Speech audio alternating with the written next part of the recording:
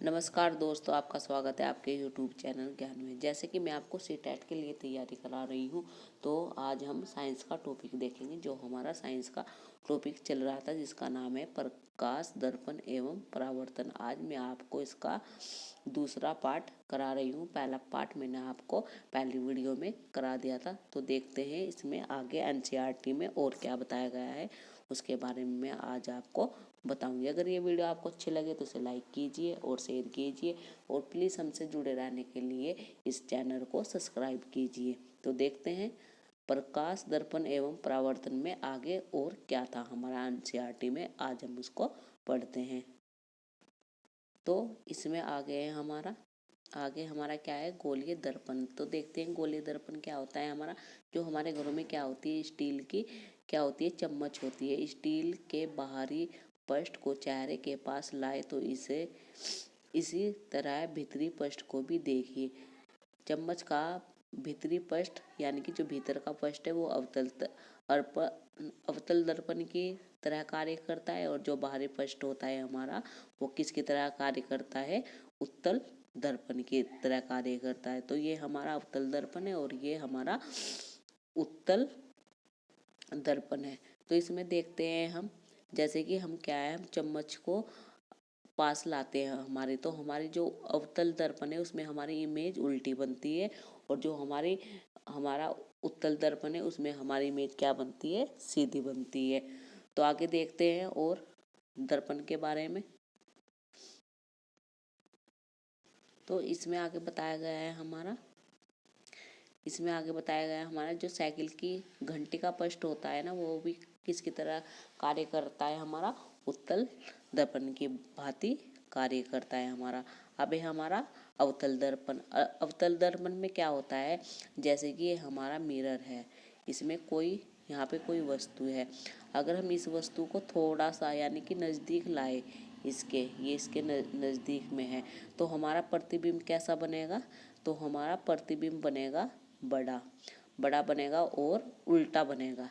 यानी कि हमें वस्तु इसमें बड़ी दिखाई देगी और उल्टी दिखाई देगी।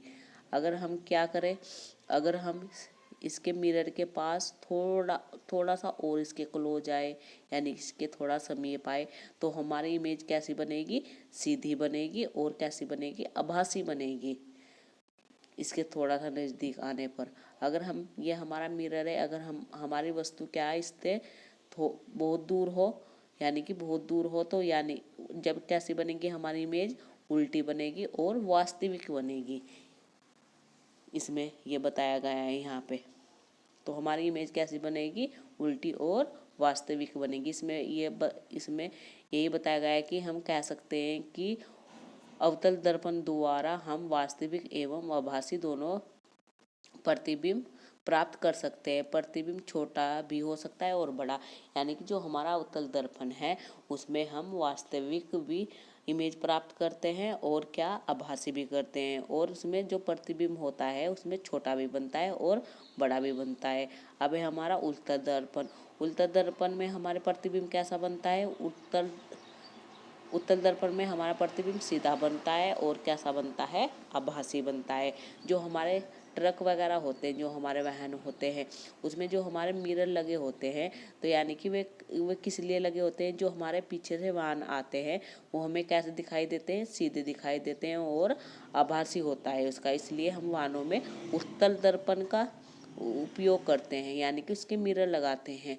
और जो हमारे दांत वगैरह खराब हो जाते हैं, जो हमारे डॉक्टर होते हैं, यानी कि किसका उपयोग करते हैं वे वहाँ पर करते हैं, अवतल दर्पण का उपयोग करते हैं। जिसे क्या है, हमारा जो हमारा उसकी इमेज दिखाई दे हमारी, तो उसकी कैसे दिखाई दे, हम वास्तविक दे और सीधी दिखाई दे और बड़ी दिखाई दे इसमें इमेज हमारी। इसलिए वे अवतल दर्पण का उपयोग करते हैं। जो वाहन वगैरह होते हैं उसमें हम उत्तल दर्पण का उपयोग करते हैं। आगे देखते हैं, तो आगे क्या बताया गया है एनसीईआरटी में। तो आगे बताया गया है लेंसों द्वारा बने प्रतिबिंब। वे लेंस जो किनारों की जगह बीच में मोटे होते हैं, और वे उत्तल लेंस और जो किनारों की जगह बीच में क्या होते हैं, पतले होते हैं, वे उत्तल लेंस होते हैं। जैसे कि ये हमारा क्या है, ये हमारा उत्तल लेंस है, और ये हमारा कैसा है, ये हमारा है अवतल लेंस। तो अब क्या बताया गया है, जो हमारी प्रकाश होता है यानी कि वो क्या करता है, अब उत्तल लेंस में एक बिंदु पर क्या होता है, इकट्ठा एकत्रित हो जाता है, यानी कि तो उसे क्या बोलते हैं हम, आभासी लेंस। और जो इसमें होता है हमारा अवतल लेंस में, उसमें क्या होता है, जो किरणें होती है वे हमारी फैला देती है, यानी कि वो क्या करती है, एक बिंदु पर केंद्रित नहीं होती, वो क्या होती है, हमारी फैला देती है। तो वह कैसे कार्य करती है, हमारी अपसारी लेंस जैसे कार्य करती है। अब देखते हैं लेंस में और मिरर में क्या अंतर होता है। जो हमारा मिरर होता है वो क्या करता है, हमारा मिरर यानी कि उसमें प्रकाश गुजरता है तो वो उसका क्या करता है, उसकी दिशा को बदल देता है। पर लेंस में क्या होता है, लेंस में होता है जब प्रकाश यानी कि लेंस पारदर्शी होता है तथा उसमें क्या होता है, प्रकाश से गुजरने देता है, यानी कि जो लेंस होता है वो क्या कर देता है, हमारा वो पारदर्शी होता है और प्रकाश को गुजरने देता है अपने अंदर से। अब इसमें क्या बताया गया है, इसमें बताया गया है एयर बबल्स, यानी कि जो हमारा पानी होता है उसमें जब बबल्स बनता है तो वो यानी कि ऊपर से वो कैसा होता है, हमारा वो होता है उत्तल लेंस की तरह, और जो नीचे होता है ना वो कैसा होता है, हमारा अवतल लेंस की तरह कार्य करता है। तो इसमें यही बताया जाता है। जैसे हम क्या करते हैं, स्विमिंग करते हैं हम, तो उसमें क्या होता है, जब हम पानी में स्विमिंग करते हैं हम यानी कि उसमें तैरते हैं तो यानी कि जो हमारा प्रकाश होता है वो नीचे कैसा दिखाई देता है, हमें बहुत ही बिखरा हुआ दिखाई देता है। तो इसका मतलब क्या है, वो अवतल लेंस की तरह कार्य करता है। तो आगे देखते हैं और एनसीईआरटी में क्या बताया गया है। तो अब देखते हैं कि इसमें इमेज कैसी बनती है। जो हमारा अवतल लेंस होता है उसमें इमेज कैसी बनती है, सीधी बनती है, आभासी, और साइज में क्या होती है, बिंब से छोटा प्रतिबिंब बनता है। तो यानी कि जो हमारा अवतल लेंस है उसमें हमारी ये बताया गया है सदैव सीधा, आभासी तथा साइज में छोटा प्रतिबिंब बनता है। और अवतल लेंस में कैसा बनती है हमारी, अवतल लेंस में हमारी बनती है जैसे कि हमारी उत्तल अवतल लेंस में हमारे बनते हैं जैसे हमारे अवतल दर्पण में बनती है, यानी कि जब हमारा कोई भी ये मिरर है उसमें वस्तु को हम पास लाते हैं तो उसमें सीधी बनती है और क्या होती है, हमारी बड़ी दिखाई देती है ये और फिर उससे थोड़ा दूर होता है तो वो कैसी होती है, हमारी आभासी होती है, और उससे दूर हो जाता है, ज़्यादा ही दूर हो जाता है तो उल्टी और वास्तविक बनती है। यानी कि जो हमारा उत्तल लेंस है वो हमारा अवतल दर्पण की भांति कार्य करता है, और जो हमारा अवतल दर्पण है वो जो हमारा अवतल लेंस है वो हमारा उत्तल लेंस की तरह कार्य करता है। आगे देखते हैं एनसीईआरटी में और क्या बताया गया है।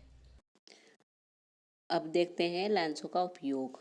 जो हमारी आइस होती है उसमें किसका उपयोग होता है, हमारे उत्तल लेंस का होता है। जो हमारे डॉक्टर होते हैं वे आँख कान नाक देखने के लिए किसका उपयोग करते हैं, उत्तल लेंस का उपयोग करते हैं हमारा। तो जो हमारा दूरदृष्टि दोष होता है उसमें किसका उपयोग किया जाता है, जो दूरदृष्टि दोष के लिए हमारा उपयोग किया जाता है, उत्तल लेंस का उपयोग किया जाता है। जैसे आंखों में दूरदर्शी दोष के निवारण के लिए उत्तल लेंस का चश्मा लगाया जाता है, यानी कि जिसमें दूर की वस्तु नहीं दिखाई देती। जब मनुष्य को दूर दिखाई देता है तथा पास का नहीं देता है। अवतल लेंस का उपयोग किसमें किया जाता है, जब हमारे क्या हो जाता है, निकटदर्शी दोष, यानी कि जो हमें निकट की वस्तु क्या है, साफ दिखाई नहीं देती। जब मनुष्य के पास का तो एकदम साफ दिखाई पड़ता है किंतु दूर की वस्तु नहीं दिखाई देती, यानी कि दूरदर्शी दोष में किसका उपयोग किया जाता है, अवतल लेंस का। जब हमें पास की वस्तु तो हमें दिखाई देती है पर दूर की वस्तु हमें अच्छी तरह से दिखाई नहीं देती। आगे देखते हैं और क्या बताया गया है एनसीईआरटी में। तो आगे हमें बताया गया है, आगे इसमें एनसीईआरटी में क्या है, हमारा प्रकाश का वर्ण विक्षेपण। जब कोई सफेद प्रकाश किसी पारदर्शी माध्यम से गुजरता है तो वह क्या हो जाता है हमारा, यानी कि ये हमारा श्वेत प्रकाश है, ये किसी माध्यम से क्या प्रिज्म से गुजरता है तो वो क्या कितने रंगों में हो जाता है, 7 रंगों में हो जाता है हमारा। तो इसी क्रिया को क्या कहते हैं, प्रकाश का वर्ण विक्षेपण कहते हैं। इन्हीं रंगों के इस बैंड को क्या कहा जाता है, स्पेक्ट्रम कहा जाता है। तथा 7 रंगों के बनने वाले ऑर्डर कलर को अगर नीचे से उनके कलर अनुसार के पढ़ने पर वह क्या हो जाता है, विग्योर, यानी कि वह क्या हो जाता है हमारा, विग्योर बन जाता है हमारा, यानी कि अलग अलग रंगों के में ये क्या हो जाता है हमारा, बट जाता है। आगे देखते हैं एनसीईआरटी में और क्या बताया गया है हमें। तो हमने देखा था, पीछे देखा था हमने, क्या है, हमने देखा था कि कोई पॉलिश किया हुआ पृष्ठ या चमकदार पृष्ठ दर्पण की भांति क्या करता है, कार्य करता है और प्रकाश को परावर्तन कर देता है। आपने देखा था जो प्रकाश होता है ये हमारा मिरर है, उस पर क्या करता है वो, यानी कि वो आती है तो वो अपना दिशा क्या होती है, बदल देती है। क्या आपने सोचा है कि प्रकाश की दिशा में परिवर्तित होता है, तो इससे तो हम क्या करेंगे, यानी कि जिस दिशा में वो क्या होता है हमारा परिवर्तित होता है, तो उसे कैसे जानेंगे हम, परावर्तन के नियम से जानेंगे। दर्पण से टकराने के बाद प्रकाश किरण दूसरी दिशा में परावर्तित हो जाती है। किसी पृष्ठ पर पड़ने वाली प्रकाश किरण को क्या कहते हैं हम, आपतित किरण कहते हैं। पृष्ठ से परावर्तन के पश्चात वापिस जाने वाली किरण को क्या कहते हैं हम, किरण को परावर्तित किरण कहते हैं। आगे हम डायग्राम से समझते हैं हम इसे अच्छी तरह से।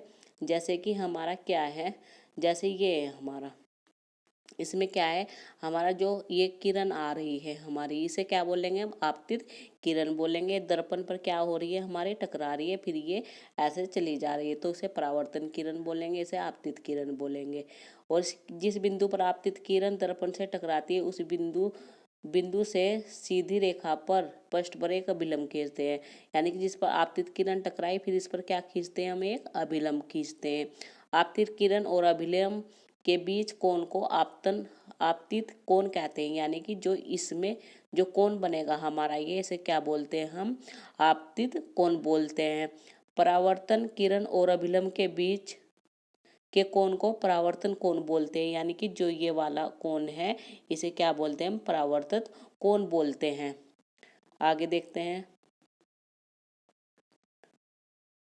तो फिर क्या है हमारा, फिर हमारा है, जैसे कि आपतन कोण हमेशा परावर्तन कोण के बराबर होता है, इसे ही परावर्तन का पहला नियम कहते हैं। यानी कि जितना हमारा ये वाला कोण होगा, अगर ये 30 है तो ये भी हमारा कितना होगा, 30 होगा, तो इसे क्या कहते हैं, परावर्तन का ये हमारा पहला नियम है। आपतित किरण, परावर्तन बिंदु पर अभिलंब तथा परावर्तन किरण ये सभी एक ही तल में होते हैं, यह हमारा दूसरा नियम है। यानी कि परावर्तन का हमारा दूसरा नियम है, जो क्या है हमारा, आपतित किरण और परावर्तित किरण और अभिलंब क्या होते हैं, तीनों एक ही तल में होते हैं हमें, तो ये क्या है हमारा परावर्तन का दूसरा नियम है। ये क्या है हमारा परावर्तन का दूसरा।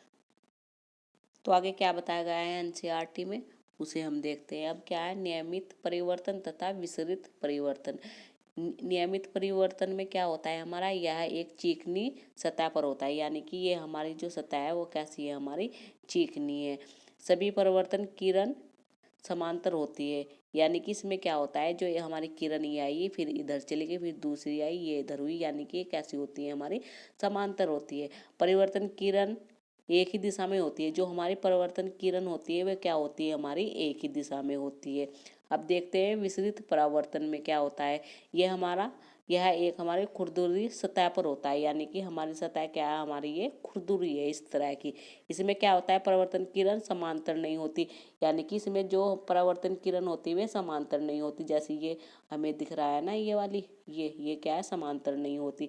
ये कुछ यानी कि इधर आई है, फिर हमारे ना ऐसे आई है, जैसे ऐसे आई फिर ये इधर हुई, फिर इस पॉइंट पे आई फिर ऐसे होगी, तो ये क्या हमारे समांतर नहीं होती। परावर्तन किरण अलग अलग दिशा में बिखर जाती है, यानी कि जब ये खुरदुरी होती है तो ये हमारी क्या है, ये अलग अलग दिशा में चली जाती है, कोई इधर को कोई इधर को चली जाती है। तो ये मैंने आपको टॉपिक बताया है, आज इसका दूसरा पार्ट बताया मैंने आपको, और कल मैंने पिछली वीडियो में आपको इसका फर्स्ट पार्ट बताया था। अगर ये वीडियो आपको अच्छी लगे तो इसे लाइक कीजिए और शेयर कीजिए, और प्लीज़ हमसे जुड़े रहने के लिए इस चैनल को सब्सक्राइब कीजिए। तो धन्यवाद इस वीडियो को देखने के लिए।